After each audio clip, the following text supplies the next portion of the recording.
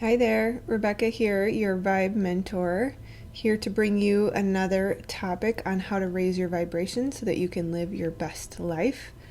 The topic for today is self-talk, and a lot of this information comes from the book What You Say When You Talk to Yourself, which I highly, highly recommend. It's a very good book. I will link that in the description below. Most of us have self-talk that goes on all the time, every day, all day. Some of us are luckier than others to have spaces in between. I know that our busy life and our culture today, especially as a mother, can create excessive self-talk or constant chatter, sometimes known as the monkey mind as well. So it's really important to be aware of our self-talk. Self-talk can be positive. Self-talk can be negative. And if we're not aware of what it is that is going through our mind at all times, or what we're telling ourselves, then we will potentially be creating things that we don't want to create. So what we think becomes what we create. What we think about ourselves becomes who we are. And so it's really critical to understand what's going through your mind. So thoughts are created by your beliefs. Your beliefs will be the stem of your thoughts. We've talked before about how to change your core beliefs. If necessary, I can do another video on that. Just let me know if the first one was not sufficient. But essentially, beliefs create thoughts. Thoughts create feelings, and feelings create actions. And so from there, we create our personality and our life and everything around us through our thoughts, essentially. So if we're having the same repetitive thoughts, we're going to continue to recreate the past. And a person that I highly, highly recommend is Joe Dispenza. Also will link below. He is incredible at presenting the science behind the neurobiology and how we will create from our beliefs and our thoughts. And again, if we're having repetitive thoughts, especially thoughts that were developed in the past or beliefs that were developed in the past, we're going to be recreating the past every day. And then we wonder why we feel stuck and we can't get out of our current situation. So Joe will say that nerve cells that wire together, Joe Dispenza will say that nerve cells that wire together, Joe Dispenza will say that nerve cells that fire together wire together. And as you learn new information, you biologically wire that information into your cerebral architecture. So you basically become what you most think about. Your success or failure in anything large or small will be dependent on your programming, not what you accept from others, but what you say when you talk to yourself. That's a quote from the book. So your brain simply believes what you tell it most. It cannot believe anything else. It has no choice. You're mastering your future when you start managing yourself. Again, a quote from the book. So there are 5 different buckets or categories of types of self-talk that there are outlined in the book. The first is negative acceptance. So if you find yourself saying things like, I just can't get anything right, or I always screw that up, or I'm stupid, or what an idiot I am, or yeah, it's going to be one of those days, that's negative acceptance. And it is, in some cases, challenging not to say those things. If you're having a difficult day, sometimes energetically there's more challenges and it just happens to come about. But the thought that, it's just one of those days is going to create the rest of the day in that way when it may not necessarily have to be that way. So we need to be really careful with our negative acceptance thoughts. Ideally, those are very, very minimal. If you find that you're living primarily in that state, you're likely a very unhappy person. So be aware that if you're having negative acceptance thoughts a majority of the time, regardless of the percentage, if it's greater than 50%, greater than 10%, you are creating negative experiences through your thoughts. So be aware of that. Don't feel bad about it. It's not a shaming or judging thing. It actually should be really exciting because now you understand why things are going the way they are. Now we need to go within and start catching those, and maybe even start writing them down. If you're noticing in this moment that you have primarily negative acceptance thoughts, and then now would be the time to start writing them down. Especially if you have repetitive ones like I'm stupid, or what an idiot I am, or any type of self-deprecating thoughts, those are really, really critical to catch, because they are tied to a very negative core belief that absolutely will destroy your present moment as well as your future. So awareness is the first step in correcting them. So then the next bucket that you want to move into is recognition and the need to change. So that's when you start to say, I realize I have a lot of negative acceptance thoughts. I am overweight and I need to do something about it. I am disorganized and I need to become more organized. I am always late and I want to get up on time, and I want to be early, and I want to respect people. So at least you have some momentum towards change. It's a recognition of the need for change, but you're not quite getting to the change. It's still a step in the right direction. The third level is a decision to change. So instead of saying, I need to be on time, you say, I'm going to be on time. I'm going to be more organized. I'm going to lose weight. Again, not quite where we want to be, but a step in the right direction. You're not accepting the negative. You're past recognition. You're starting to make the statements of, we're getting there. And that's, again, a step in the right direction. But the place we want to be is in the better you bucket, which is, I am losing weight. I am getting fit. I am healthy. I am organized. I am on time. I am worthy of love. I am valuable, and I deserve a good employer, or a good life, or an income that allows me the freedom necessary to follow my intuitive dreams and not give my whole life to a soul-sucking corporate job. Just saying, that might not be yours, that might be mine, but it's an example. And then finally, the place we should all aspire to is the universal affirmation. We are all one with the universe, and it is all one within me. So depending on where you're at, understanding where you're at is the first step in getting to where you want to be. And taking note of the current thoughts is going to be the second step. And then the reframe is the third step. So we want to start reframing things. So if you're in the negative acceptance phase and you're saying, I'm an idiot, I always screw things up, nobody can ever count on me, you have to start looking at what the reframe is. And I'm not a proponent of, I have to say it carefully, I don't want to encourage people to say things that you know are not true, because as Tony Robbins will say, you can't go look at a garden full of weeds and go, there's no weeds, there's no weeds, there's no weeds, because it's just not going to fix anything. There's no belief behind it, and the belief is what's critically important. If you look at pharmaceutical trials, I'm not a proponent of pharmaceuticals, but it's a good example. When they try a new medication, there's 50% placebo, and a majority of the time, a significant portion of the population will still get the benefit of the so-called benefit of the drug because of the belief. Even if it's a placebo, it's saline. They feel that they have been cured, or they've been healed, or they've been helped, and so therefore the belief activates that truth in their body. So when we're reframing our self-talk, we need to make sure that we're reframing to a bucket or a level that is believable. So if you're in 90%, 95% negative acceptance, then your reframe may not go beyond recognition of a need to change, or in the decision to change for a while. And that's a reasonable expectation. That's a good first step. Nothing happens quickly in life. Well, I'll say very few things happen quickly in life. Sometimes magically overnight you get the download, you get the necessary energy, there's a trigger event, and it changes overnight. That's great for the people that works for.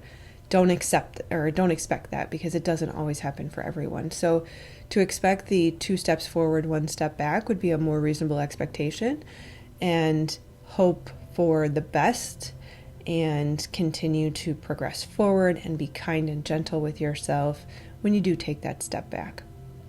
So as long as you can get past the recognition of the need to change and into the decision to change, you're moving quite well and forward and at a reasonable pace.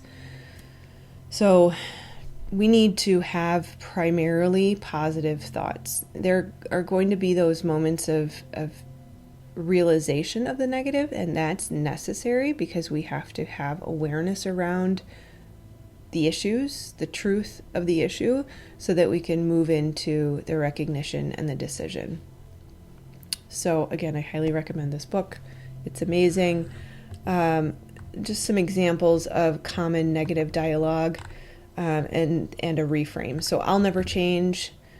They're always like X, whether it's, they're always mean to me. They're always gossiping. They're always, an assumption of negativity in others or situations around you. Why me? Why is life so hard? I can't do anything right. I'm afraid. I'm scared. I'm not worthy. And then you can move that into the reframe, which would be, I can do anything. I've got this. I'm loved no matter what. I know who I am. I know why I'm here, and I know where I'm going, and I know I have what it takes to get there. I know that I am a gift from God. I know that I am strong and I contain everything that I need within me. I know that I would not be in this situation if it was not intended for me to teach me. It's really critical in just about every aspect of life, every experience in life. You will always be able to say, life is happening for me, not to me. And just remember, God, the universe, the divine, that loving presence and consciousness out there wants the best for you. And on this plane of existence, we learn from challenging situations, and that's the hard part about it. We can move into a better life where we learn more quickly when we start to be aware of the road signs and the red flags and the signals and listen to the intuition, so that we can start to learn more quickly without having to hit our head against the brick wall. But in this instance, when we're trying to reframe our self-talk, we need to remind ourselves that life is happening for me, not to me, and look for the silver lining in it, look for the lesson in it, and then start to remind ourselves, I am capable, I am here for a reason, I am supported, I am cared for, and everything will work out as long as I continue to move through this and maintain positivity and a positive mental state. There is a very long script that is listed in the book. I won't read the whole thing. You will want to read the book. There's also obviously the audiobook version. I think I even saw some audio versions on YouTube, so if you want to check that out. But just some of the examples that they suggest for the self-talk. I take full responsibility for everything about me, even the thoughts that I think. I am in control of the vast resources of my own mind.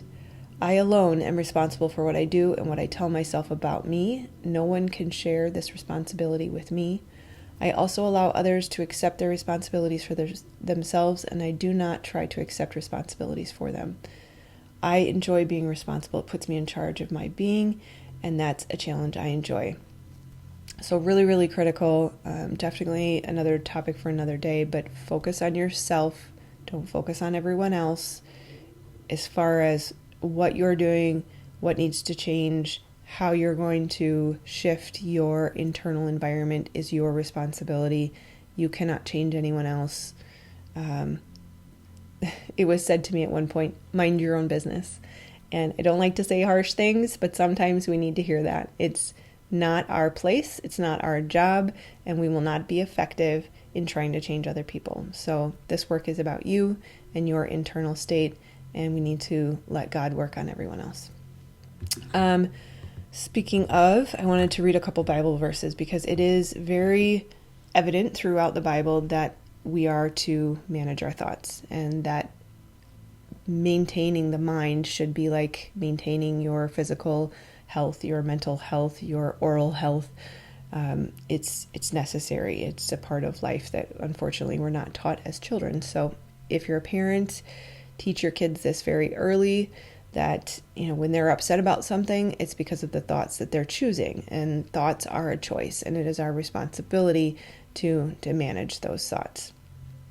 So Romans 12:2, just to keep it short, be transformed by the renewal of your mind. So renew the thoughts in your mind. Make sure that they are new. We have thousands of thoughts every day, and the majority of them are repetitive. We, and I don't want to say you, because we, me included, need to make sure that they are positive, uplifting, building thoughts that are creating a new and better future, not only for ourselves, but for our children, for our society, for our community, for the collective, for the whole. Philippians 4:8, whatever is true, whatever is honorable, whatever is just, whatever is pure, whatever is lovely, whatever is commendable, if there's any excellence, if there's anything worthy of praise, think about these things. That's pretty clear instruction. And that also by default says, don't think about the other things. Do not give that your focus and energy, because it is a seed that will grow and it will spread to others around you energetically. And so again, our responsibility to manage what we are creating and what we are putting into our minds, we put into our bodies through the chemical cocktails that are created through our thoughts, and we also put that into our energetic and auric field, and then we put that out into the world. So be very careful with this powerful tool of the mind. Isaiah 26:3, you, meaning God, keep him in perfect peace. I'm going to start that one over again. Sorry. Isaiah 26:3. You keep him in perfect peace, whose mind is stayed on you, because he trusts in you. So keep your mind on God and not on the problems of the world or the things you don't like. We must think about what we do want, not what we don't want. There is that moment of quick realization to say, thank you for showing me this experience. I know I really don't like it. This is what I do want, and this is where I'm going to focus my energy so that grows. 2 Corinthians 10, take every thought captive. So watch it, see it, capture it, correct it if necessary, reframe it, and send it on its way.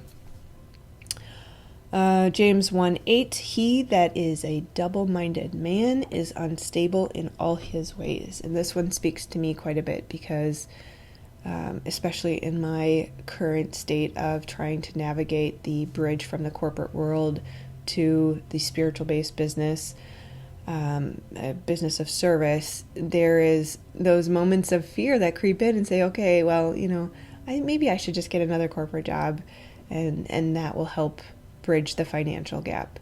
And that is double-mindedness, to say one moment I'm going to go back, and then in another moment to say, no, I'm not going to go back, and then, well, maybe I should, and then, no, please bring me this, no, wait, please bring me that.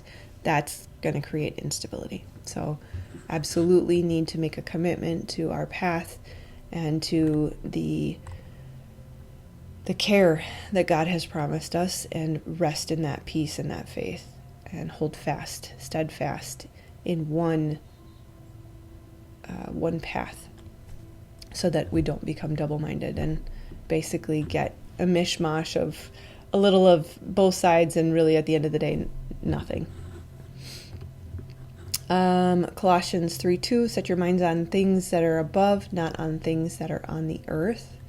So again, everything that we need to work on is within us and not outside of us.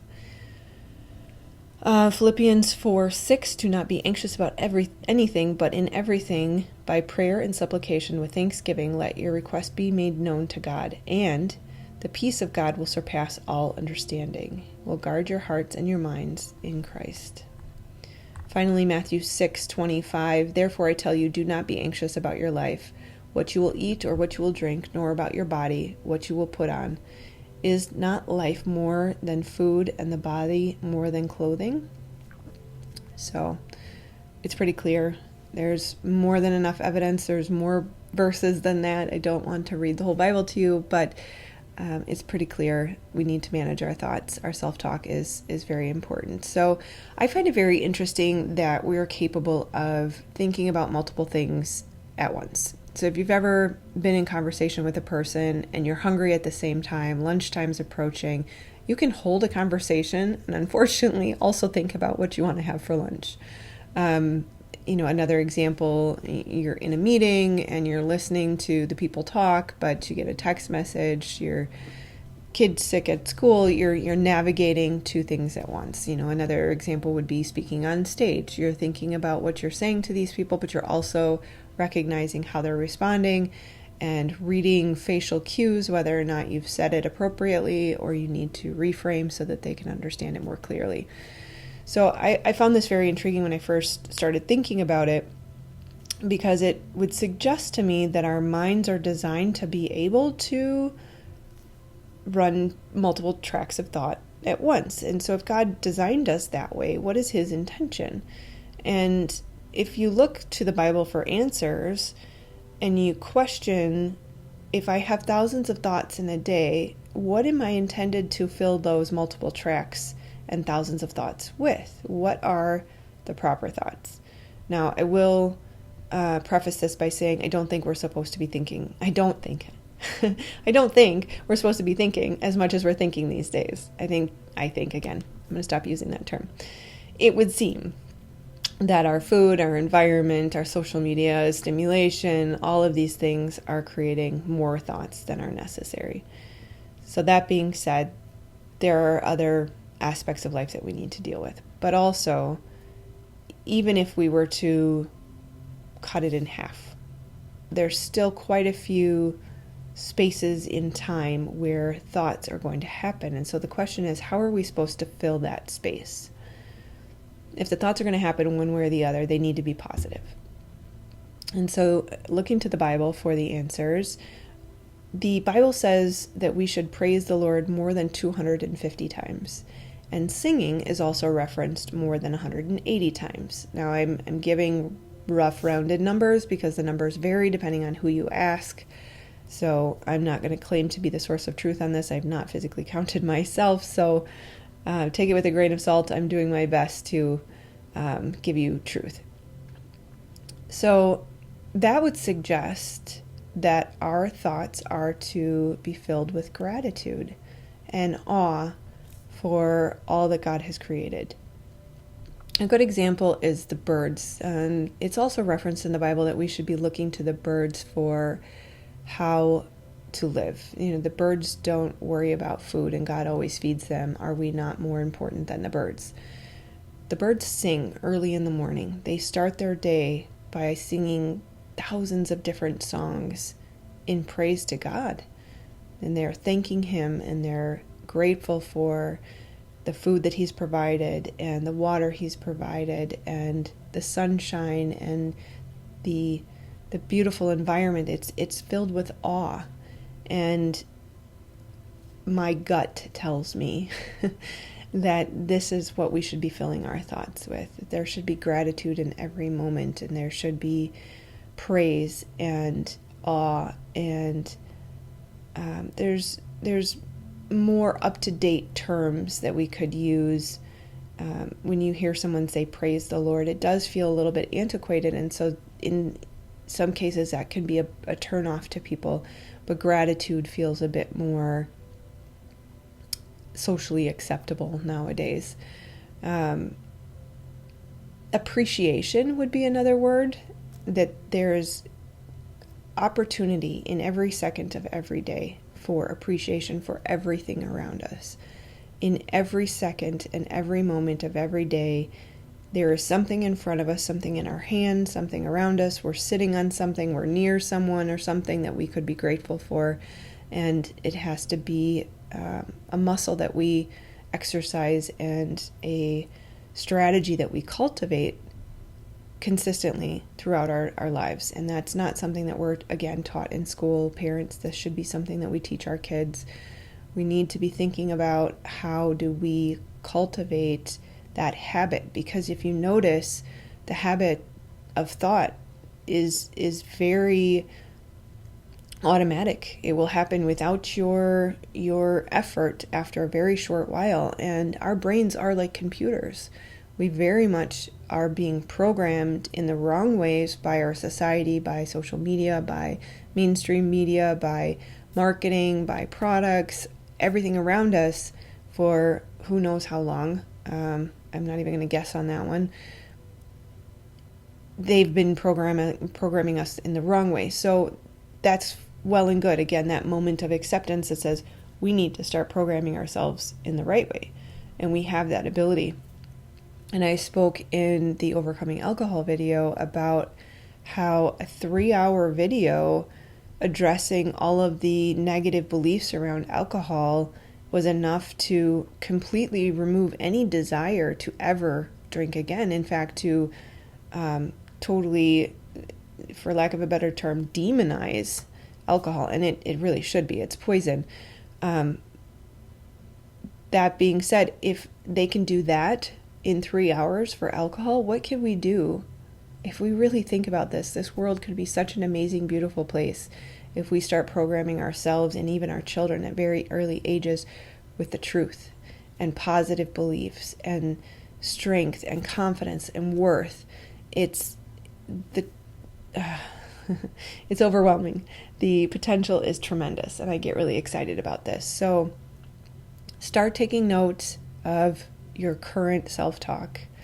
Understand what bucket you're falling in.